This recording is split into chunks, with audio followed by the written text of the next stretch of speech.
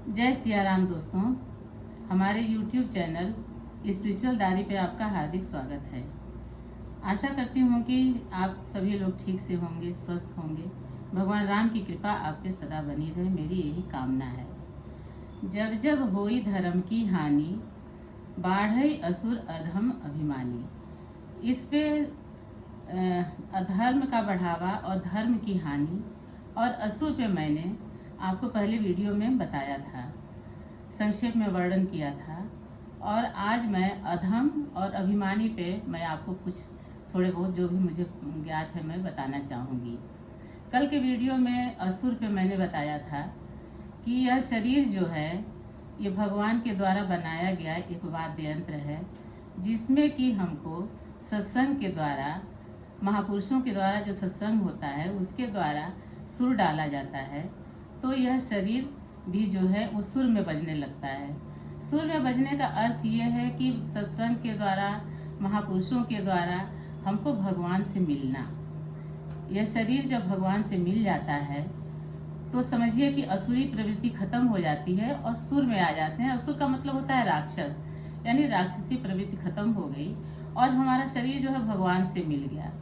भगवान से मिल जाता है जब शरीर, तो मनुष्य को हर जगह भगवान ही दिखाई देते हैं। चाहे वो जग में, चाहे वो जंगल में रहे, चाहे वो बाजार में रहे, घर में रहे, कहीं भी रहे, कण कण में हर जगह उसको भगवान का दर्शन होता है।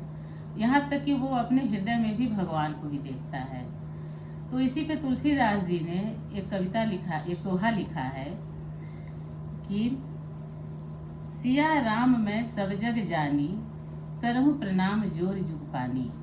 यानी कि भगवान हर कण कण में दिखाई देते हैं, उनको हमको कर जोड़ करके प्रणाम है। मैं उनको प्रणाम करता हूँ। हर जगह भगवान का ही दर्शन होता है। जब भगवान का हर जगह दर्शन होता है तो इस शरीर से, मनुष्य से कोई गलत काम नहीं होगा, कभी पाप नहीं होगा, कभी वो किसी दूसरे का बुराई नहीं करेगा, गलत आचरण नहीं करेगा। तो यहाँ पे ये असुर से जो संबंधित था, जितना समझ में आया मैंने बताया। अब दूसरा शब्द है अधम। अधम का तो अर्थ होता है पाप, पाप करना, पापी। जो पाप करते हैं पापी कहलाते हैं, उनको अधमी कहते हैं, अधम कहते हैं। अधम उच्चारण करिए तो उच्चारण में पहला शब्द आता है अ का अर्थ निकालिए तो अ का अर्थ होता है आना। आना, कोई आया और धम धम धम करके चला गया, यानी धम धम बजा दिया, धम धमाधम धम किया, यानी अत्याचार किया, पाप किया, समाज में उथल पुथल कर दिया। तो अधम का मतलब पाप से है। पाप जब बढ़ता है तो ही धर्म की हानि होती है और धर्म बढ़ता है।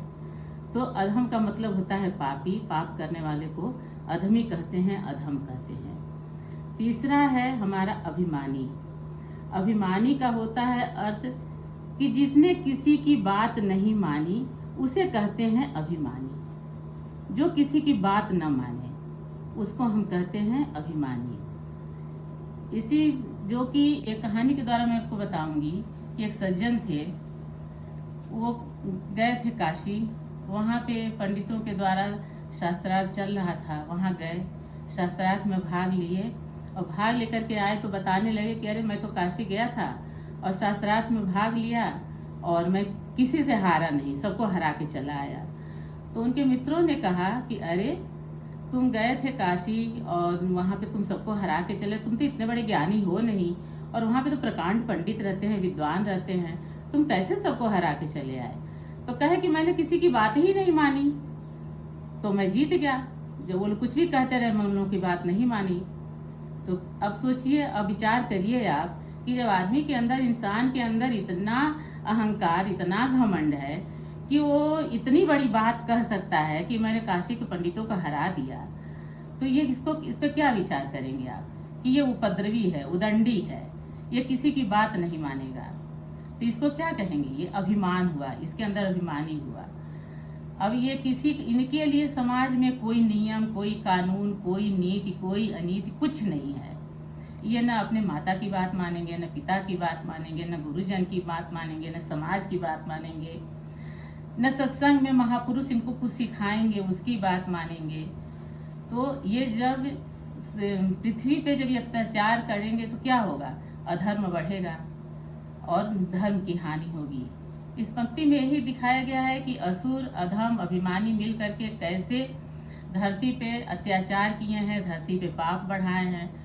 तो इसमें जिस समय तुलसीदास जी ने ये लिखा है, उस समय जब ये तीनों बढ़ गए, इनकी संख्या जब ज़्यादा बढ़ गई, असुरों की, अधमियों की और अभिमानियों की, तो पृथ्वी पे धीरे धीरे अराजकता फैलने लगी। धीरे धीरे यहाँ पे पाप ज़्यादा होने लगे, उदंडई ज़्यादा होने लगी। सबसे पहले इन लोगों ने समाज में सत्संग न बढ़े, धर्म का प्रचार प्रसार न हो, इन लोगों ने विप्र लोगों को परेशान करना शुरू किया। विप्र से मतलब होता है जो अच्छी अच्छी बात बताते हैं, सत्संग करते हैं। तो कहे पहले इन्हीं लोगों को परेशान करो कि ये समाज में अच्छी अच्छी बातें न बताने पाए, ये समाज में लोगों को ये सब न करने पाए।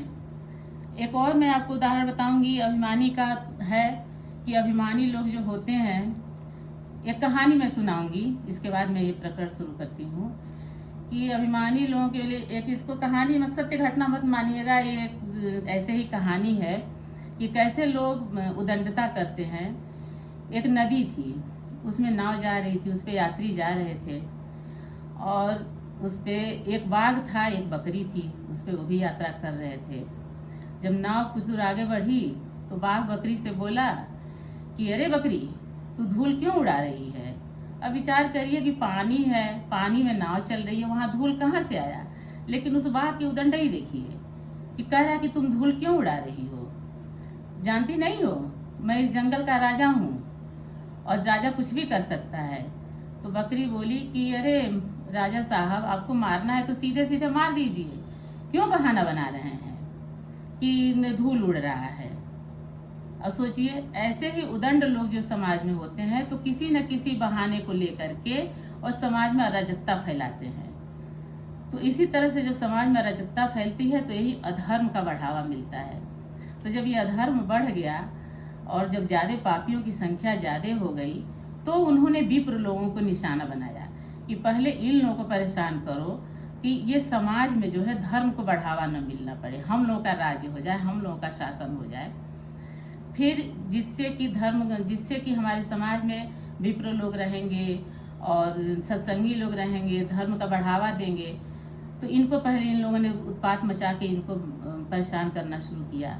फिर गायों को परेशान करना शुरू किया कि अब गाय का मतलब है कि गाय से अर्थ, गाय से हमको धन भी मिलता है, गाय से बछड़ा मिलता है जो खेतों में काम आता है, गाय से दूध दही मिलता है, गायों में लोग पालते हैं, गाय का दूध अमृत समान होता है। तो लोग गाय पे अत्याचार करना शुरू कर दिए।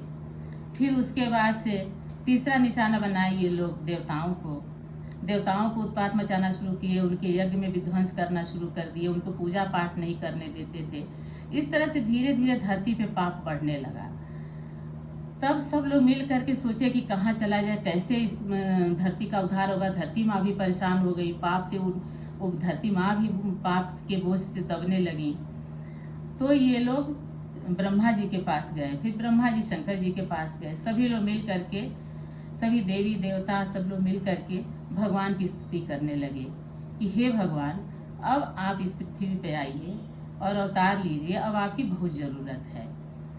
तो हमारे यहाँ अयोध्या में राजा दशरथ के घर भय प्रकट कृपाला, दीन दयाला, कौशल्या हितकारी, हर्षित महतारी, मुनि मनहारी, अद्भुत रूप विचारी।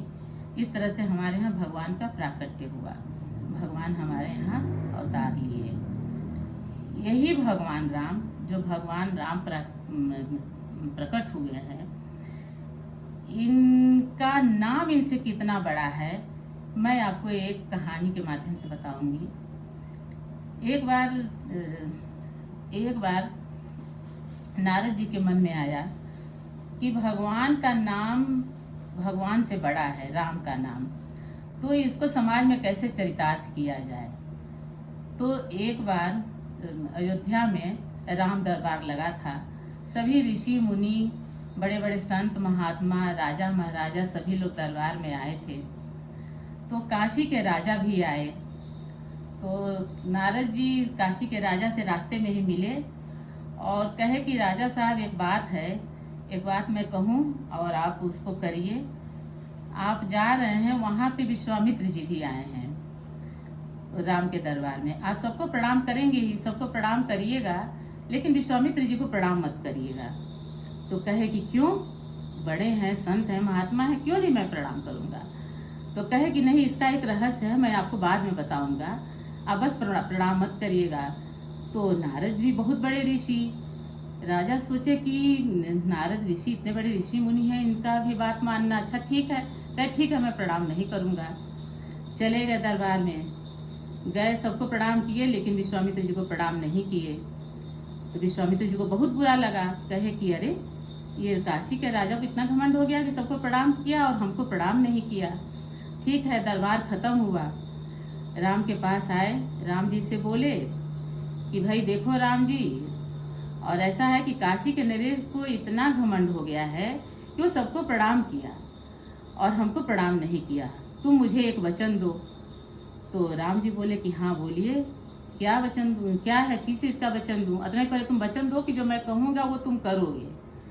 तो कहे कि अरे आप तो मेरे गुरु हैं, आपका कहना मैं नहीं करूँगा तो किसका करूँगा। ठीक है, मैं वचन देता हूँ। रघुकुल रीत सदा चली आई, प्राण जाए पर वचन न जाए। राम जी वचन दे दिए। तो कहे कि ऐसा है कि काशी का राजा आया है, वो हमको प्रणाम नहीं किया। कल सुबह का सूर्योदय उसको नहीं देखना है, तुम उसको कल सुबह सूर्योदय होने से पहले खत्म कर दो।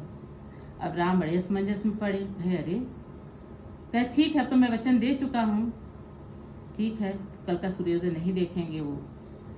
अब जब काशी के राजा सुने तो वो घबरा गए, वो रोने भी लगने लगे कि अरे अब मैं क्या करूँ।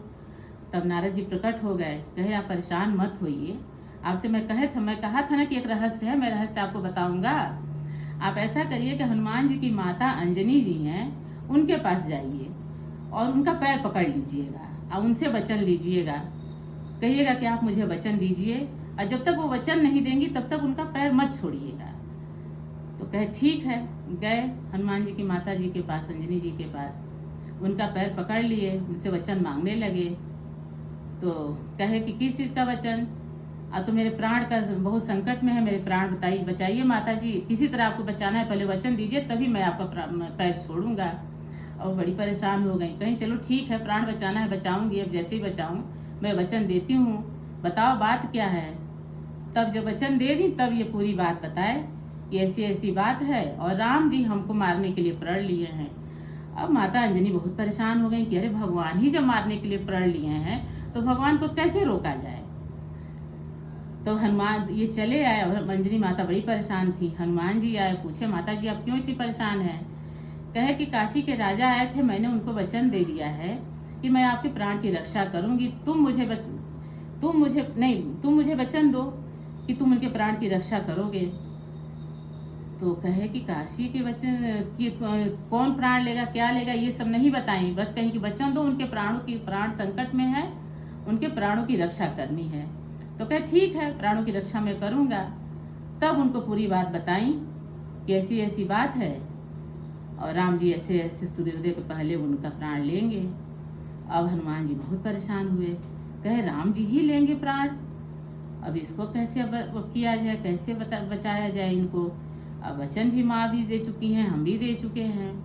कहे अच्छा चलिए ठीक है, बुलाए उनको काशी के राजा को, कहे आइए, और सुबह सुबह सूर्योदय के पहले ही ले जा करके उनको सरयू में स्नान कराए और एक बागीचे में पेड़ के नीचे ले जाके बैठा दिए। कहे आंख बंद करिए और राम का नाम केवल आप जपते रहिए।